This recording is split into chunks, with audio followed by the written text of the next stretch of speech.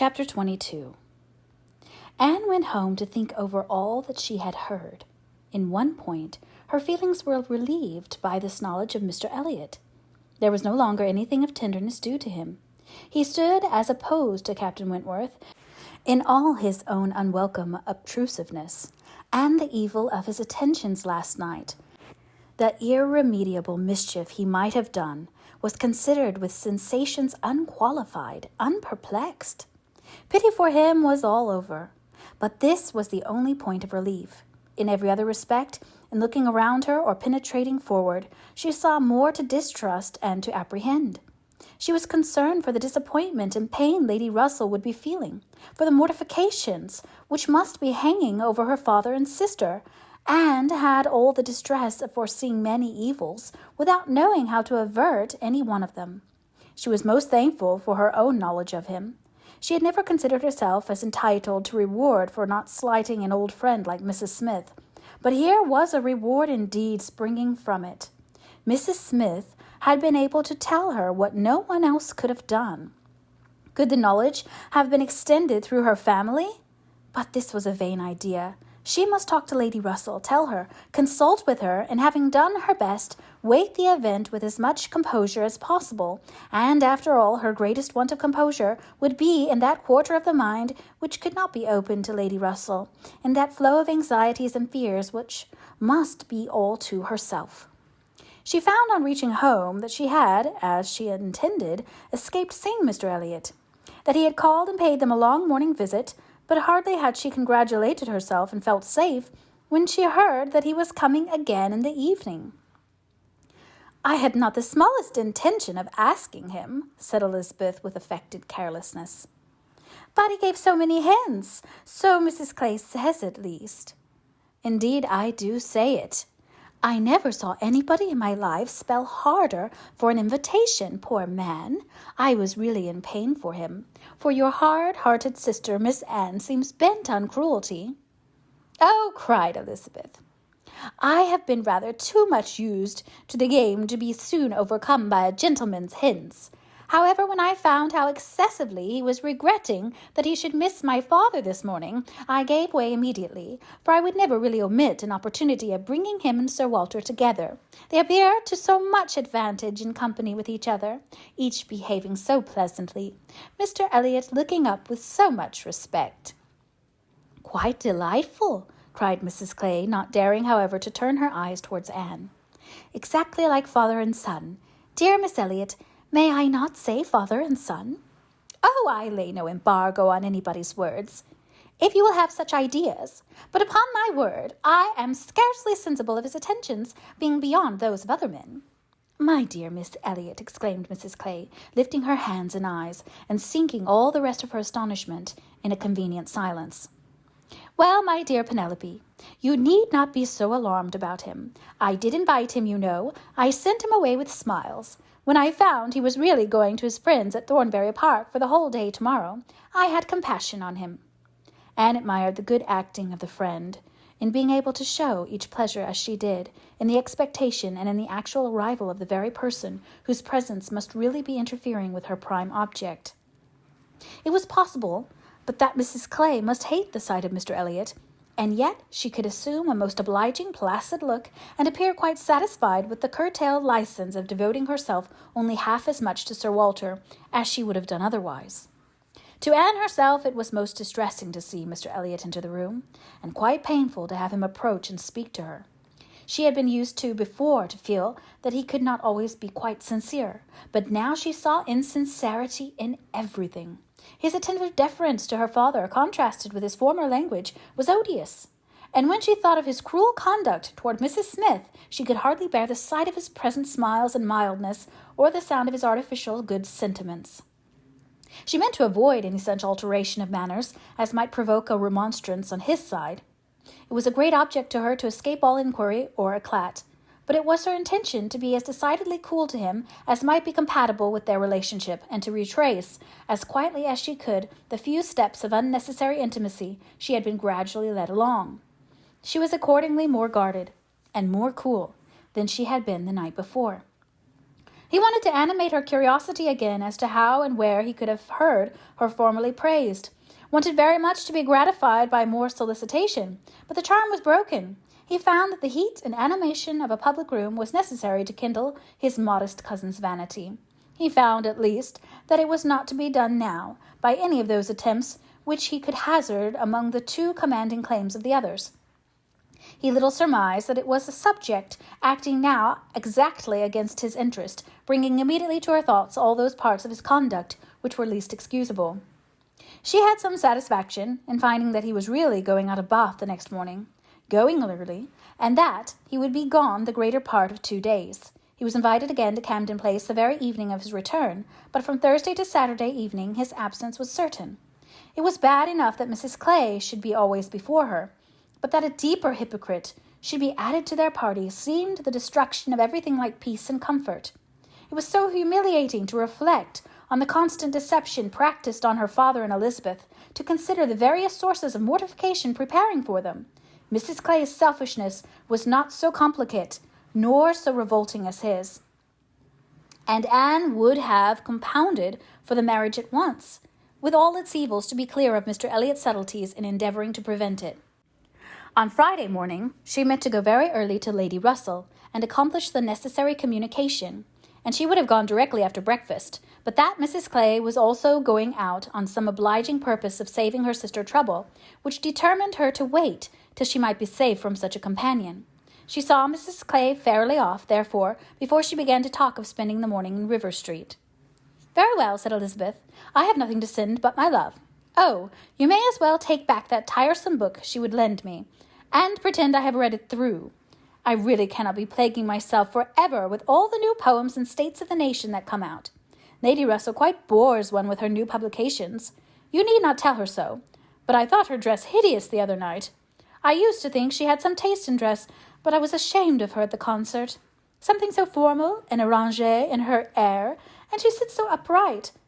My best love, of course."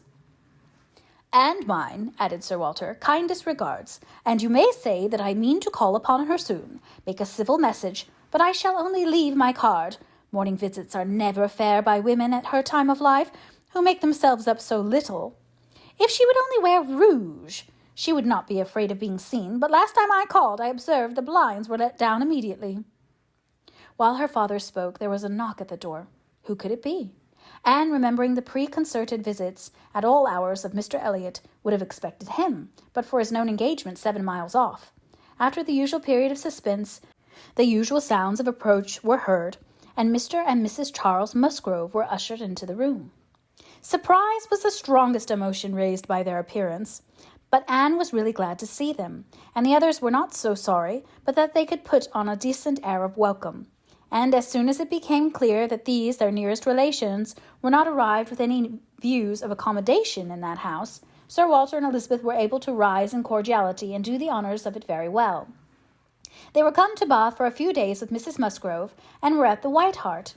So much was pretty soon understood, but till Sir Walter and Elizabeth were walking, Mary in the other drawing-room, and regaling themselves with her admiration, Anne could not draw upon Charles's brain for a regular history of their coming, or an explanation of some smiling hints of particular business, which had been ostentatiously dropped by Mary, as well as some apparent confusion as to whom their party consisted of. She then found that it was consisted of Mrs. Musgrove, Henrietta, and Captain Harville, beside their 2 selves. He gave her a very plain, intelligible account of the whole, a narration in which she saw a great deal of most characteristic proceedings. The scheme had received its first impulse by Captain Harville's wanting to come to Bath on business. He had begun to talk of it a week ago, and by way of doing something as shooting was over, Charles had proposed coming with him, and Mrs. Harville had seemed to like the idea of it very much, as an advantage to her husband. But Mary could not bear to be left, and had made herself so unhappy about it that for a day or 2 everything seemed to be in suspense or at an end. But then it had been taken up by his father and mother. His mother had some old friends in Bath whom she wanted to see. It was thought a good opportunity for Henrietta to come and buy wedding clothes for herself and her sister, and in short it ended in being his mother's party, that everything might be comfortable and easy to Captain Harville, and he and Mary were included in it by way of general convenience. They had arrived late the night before. Mrs. Harville, her children, and Captain Benwick remained with Mr. Musgrove and Louisa at Uppercross. Anne's only surprise was that affairs should be in forwardness enough for Henrietta's wedding clothes to be talked of. She had imagined such difficulties of fortune to exist there as must prevent the marriage from being near at hand. But she learned from Charles that very recently, since Mary's last letter to herself, Charles Hayter had been applied to by a friend to hold a living for a youth who could not possibly claim it under many years, and that on the strength of his present income, with almost a certainty of something more permanent long before the term in question, the two families had consented to the young people's wishes, and that their marriage was likely to take place in a few months, quite as soon as Louisa's. And a very good living it was, Charles added, only 25 miles from Uppercross, and a very fine country, fine part of Dorsetshire, in the centre of some of the best preserves in the kingdom, surrounded by 3 great proprietors, each more careful and jealous than the other, and, to 2 of the 3 at least, Charles Hayter might get a special recommendation. Not that he will value it as he ought, he observed. Charles is too cool about sporting. That's the worst of him. I am extremely glad indeed, cried Anne, particularly glad that this should happen, and that of 2 sisters who both deserve equally well, and who have always been such good friends, the pleasant prospect of one should not be dimming those of the other 2, that they should be so equal in their prosperity and comfort. I hope your father and mother are quite happy with regard to both. Oh, yes. My father would be well pleased if the gentlemen were richer, but he has no other fault to find. Money, you know, coming down with money, 2 daughters at once. It cannot be a very agreeable operation, and it straightens him as to many things. However, I do not mean to say that they have not a right to it. It is very fit that they should have a daughter's shares, and I am sure he has always been a very kind, liberal father to me. Mary does not above half like Henrietta's match. She never did, you know. But she does not do him justice, nor think enough about Winthrop. I cannot make her attend to the value of the property. It is a very fair match as times go, and I have liked Charles Hayter all my life, and I shall not leave off now. Such excellent parents as Mr. and Mrs. Musgrove, exclaimed Anne, should be happy in their children's marriages. They do everything to confer happiness, I am sure. What a blessing to young people to be in such hands! Your father and mother seem so totally free from all those ambitious feelings which have led to so much misconduct and misery, both in young and old. I hope you think Louisa perfectly recovered now. He answered rather hesitatingly. Yes, I believe I do, very much recovered. But she is older. There is no running or jumping about, no laughing or dancing. It is quite different. If one happens only to shut the door a little hard, she starts and wriggles like a young dabbed chick in the water. And Benwick sits at her elbow, reading verses or whispering to her all day long. Anne could not help laughing. That cannot be much to your taste, I know, said she, but I do believe him to be an excellent young man. To be sure he is, nobody doubts it, and I hope you do not think I am so illiberal as to want every man to have the same objects and pleasures as myself. I have a great value for Benwick, and when one can but get him to talk, he has plenty to say. His reading has done him no harm, for he has fought as well as read. He is a brave fellow. I got more acquainted with him last Monday than ever I did before. We had a famous set to at rat hunting all the morning in my father's great barns, and he played his part so well that I have liked him the better ever since. Here they were interrupted by the absolute necessity of Charles's following the others to admire mirrors and china. But Anne had heard enough to understand the present state of Uppercross, and rejoice in its happiness, and though she sighed as she rejoiced, her sigh had none of the ill will of envy in it.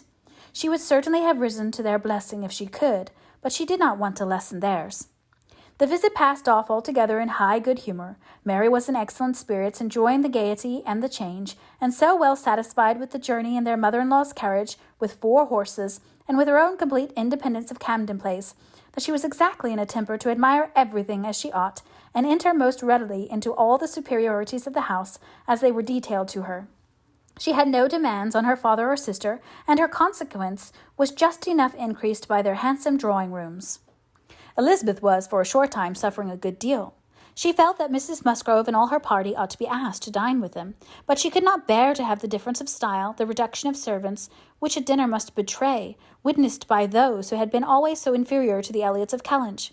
It was a struggle between propriety and vanity, but vanity got the better, and then Elizabeth was happy again. These were her internal persuasions.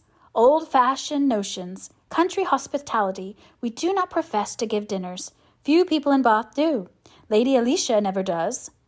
Did not even ask her own sister's family, though they were here a month, and I dare say it would be very inconvenient to Mrs. Musgrove, put her quite out of her way.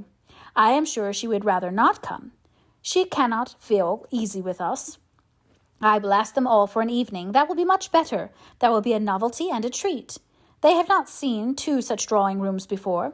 They will be delighted to come tomorrow evening. It shall be a regular party, small but most elegant.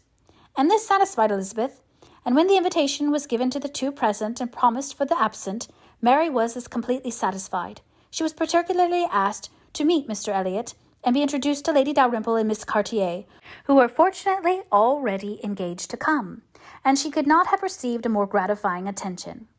Miss Elliot was to have the honour of calling on Mrs. Musgrove in the course of the morning, and Anne walked off with Charles and Mary to go and see her and Henrietta directly. Her plan of sitting with Lady Russell must give way for the present. They all 3 called in River Street for a couple of minutes, but Anne convinced herself that a day's delay of the intended communication could be of no consequence, and hastened forward to the White Hart to see again the friends and companions of the last autumn, with an eagerness of goodwill which many associations contributed to form. They found Mrs. Musgrove and her daughter within, and by themselves, and Anne had the kindest welcome from each. Henrietta was exactly in the state of recently improved views of fresh-formed happiness, which made her full of regard and interest for everybody she had ever liked before at all, and Mrs. Musgrove's real affection had been won by her usefulness when they were in distress. It was a heartiness and a warmth and a sincerity which Anne delighted in the more, from the sad want of such blessings at home.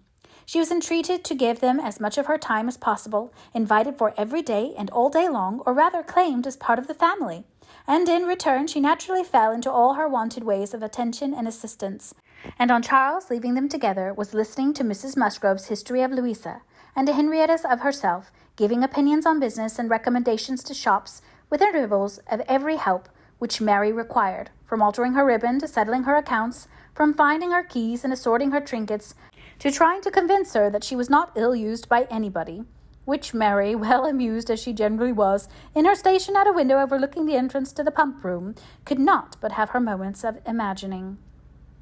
A morning of thorough confusion was to be expected. A large party in an hotel ensured a quick-changing, unsettled scene. 1 5 minutes brought a note, the next a parcel, and Anne had not been there half an hour, when their dining-room, spacious as it was, seemed more than half filled. A party of steady old friends were seated around Mrs. Musgrove, and Charles came back with Captain Harville and Wentworth. The appearance of the latter could not be more than the surprise of the moment. It was impossible for her to have forgotten to feel that this arrival of their common friends must be soon bringing them together again. Their last meeting had been most important in opening his feelings. She had derived from it a delightful conviction, but she feared from his looks that the same unfortunate persuasion which had hastened him away from the concert-room still governed. He did not seem to want to be near enough for conversation. She tried to be calm and leave things to take their course, and tried to dwell much on the argument of rational dependence. Surely, if there be constant attachment on each side, our hearts must understand each other ere long. We are not boy and girl to be captiously irritable, misled by every moment's inadvertence, and wantonly playing with our own happiness. And yet, a few minutes afterwards, she felt as if their being in company with each other under their present circumstances could only be exposing them to inadvertencies and misconstructions of the most mischievous kind. "Anne," cried Mary, still at her window, "there is Mrs. Clay, I am sure, standing under the colonnade, and a gentleman with her. I saw them turn the corner from Bath Street just now. They seem deep in talk. Who is it? Come and tell me. Good heavens, I recollect. It is Mr. Elliot himself." "No," cried Anne quickly. "It cannot be Mr. Elliot, I assure you. He was to leave Bath at 9 this morning, and does not come back till tomorrow." As she spoke, she felt that Captain Wentworth was looking at her, the consciousness of which vexed and embarrassed her, and made her regret that she had said so much, simple as it was. Mary, resenting that she should be supposed not to know her own cousin, began talking very warmly about the family features, and protesting still more positively that it was Mr. Elliot, calling again upon Anne to come and look for herself. But Anne did not mean to stir, and tried to be cool and unconcerned. Her distress returned, however, on perceiving smiles and intelligent glances pass between 2 or 3 of the lady visitors, as if they believed themselves quite in the secret. It was evident that the report concerning her had spread, and a short pause succeeded which seemed to ensure that it would now spread farther. "Do come, Anne," cried Mary. "Come and look yourself. You will be too late if you do not make haste. They are parting. They are shaking hands. He is turning away." "Not know Mr. Elliot, indeed. You seem to have forgotten all about Lyme." To pacify Mary, and perhaps screen her own embarrassment, Anne did move quietly to the window. She was just in time to ascertain that it really was Mr. Elliot, which she had never believed, before he disappeared on one side as Mrs. Clay walked quickly off on the other, and checking the surprise which she could not but feel at such an appearance of friendly conference between two persons of totally opposite interest, she calmly said, "Yes, it is Mr. Elliot, certainly. He has changed his hour of going, I suppose, that is all. Or I may be mistaken. I might not attend," and walked back to her chair, recomposed, and with a comfortable hope of having acquitted herself well. The visitors took their leave, and Charles, having civilly seen them off, and then made a face at them and abused them for coming, began with, "Well, mother, I have done something for you that you will like. I have been to the theatre and secured a box for tomorrow night. An't I a good boy? I know you love a play, and there is room for us all. It holds 9. I have engaged Captain Wentworth. Anne will not be sorry to join us, I am sure. We all like a play. Have not I done well, mother?" Mrs. Musgrove was good-humouredly beginning to express her perfect readiness for the play, if Henrietta and all the others liked it, when Mary eagerly interrupted her by exclaiming, "Good heavens, Charles! How can you think of such a thing? Take a box for tomorrow! Have you forgot that we are engaged to Camden Place tomorrow night, and that we were most particularly asked to meet Lady Dalrymple and her daughter, and Mr. Elliot and all the principal family connections, on purpose to be introduced to them? How can you be so forgetful?" "Phoo, phoo," replied Charles. "What's an evening party? Never worth remembering. Your father might have asked us to dinner, I think, if he had wanted to see us. You may do as you like, but I shall go to the play." "Oh, Charles, I declare it will be too abominable if you do, when you promised to go." "No, I did not promise. I only smirked and bowed, and said the word happy. There was no promise." "But you must go, Charles. It would be unpardonable to fail. We were asked on purpose to be introduced.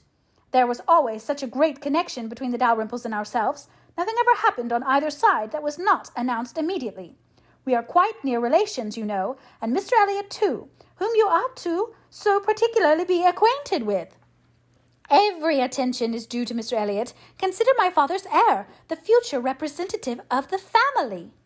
"Don't talk to me about heirs and representatives," cried Charles. "I am not one of those who neglect the reigning power to bow to the rising sun.